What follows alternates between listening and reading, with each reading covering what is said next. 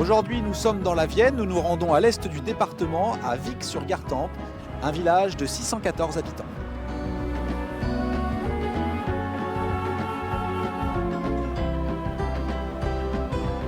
Ah, c'est l'ancienne poste.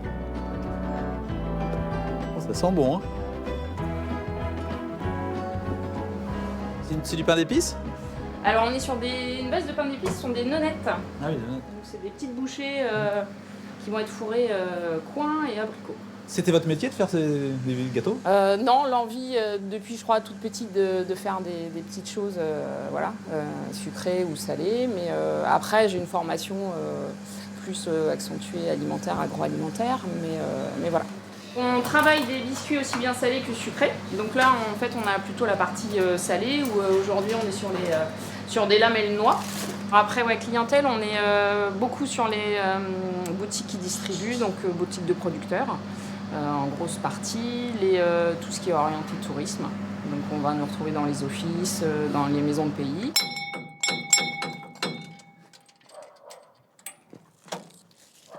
Alors vous êtes le collectionneur de Vic. Non, je ne suis pas du tout un collectionneur. Ah bon?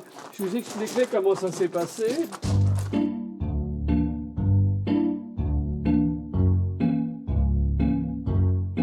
C'est des chaussures qui datent de quelle époque alors? Ça, c'est après la Deuxième Guerre, dans les années 40-50, Et qui étaient dans un magasin à Vic. qui était dans ce magasin à Vic. C'est ça qui est incroyable.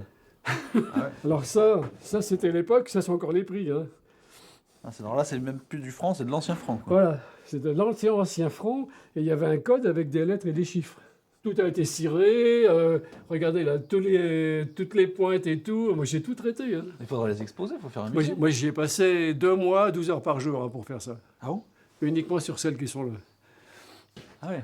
Quitte à faire quelque chose, j'aime que les choses soient bien faites, voilà quoi. Puis là, alors là vous avez les premières chaussures caoutchouc qui ont existé après la guerre.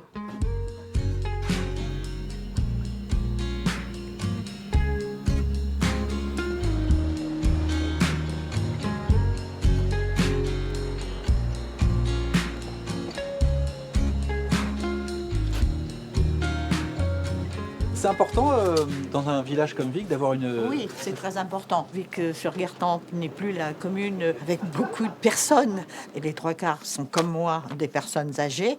Et il y en a beaucoup qui n'ont pas de moyens de locomotion. Et je pense que c'est très bien, c'est vraiment très très bien d'avoir quand même une petite supérette à proximité.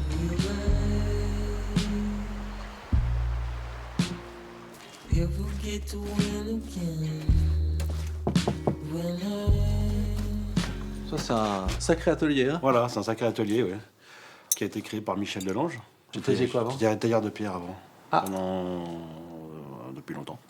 Alors là, vous devenez coutelier. C'est ça, voilà. Wow. Vous pouvez nous montrer ce que vous faites en ce moment, là? Là, je suis en train de travailler sur un couteau. Voilà, j'ai sorti les lames. En fait, j'ai trempé les lames ce matin. Ouais. C'est un couteau que je suis en train de créer pour le faire un petit peu en série. Et ça, c'est quoi comme matière? C'est du bois de cad, le genévrier, il me semble. Ah ouais. On le sent, l'odeur, ça sent très bon.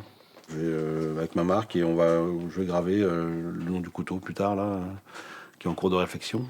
Et alors, c'est des pistes, c'est quoi? Ce serait le Pictave, éventuellement, Ah, qui c'est est bien, le ça. peuple gaulois qui était dans la région, Ah oui. et jusque dans le Marais Poitevin, etc.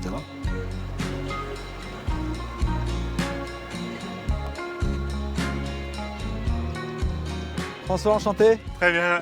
Alors, vous êtes l'heureux propriétaire de la Villa des Îles. Eh oui, installé là depuis 2002. Alors déjà, rien que le Une nom, maison c'est tout un programme, quoi. exceptionnelle. Ben, ce sont les îles de la Gartempe. Hein. Ah, c'est pour ça qu'elle s'appelait comme ça? Oui, c'est pas les îles lointaines, c'est en fait toutes les îles qui servaient ici de point d'appui pour le moulin. C'était quand même pas courant, ce genre de maison dans le coin Non, au début du XXe siècle? Non, c'est pour ça qu'elle est inscrite au monument historique, parce qu'une maison de ce type-là, en milieu rural, c'est très exceptionnel. On les trouve au bord de mer, on les trouve du côté de Royan, mais pas ici. Bonjour madame. François, enchanté. Donc c'est une maison qui est classée alors? Elle est inscrite à l'inventaire du patrimoine. Un style art nouveau avec beaucoup de décorations. On a la brique, la pierre, la céramique, le zinc, l'ardoise, qui font beaucoup de couleurs.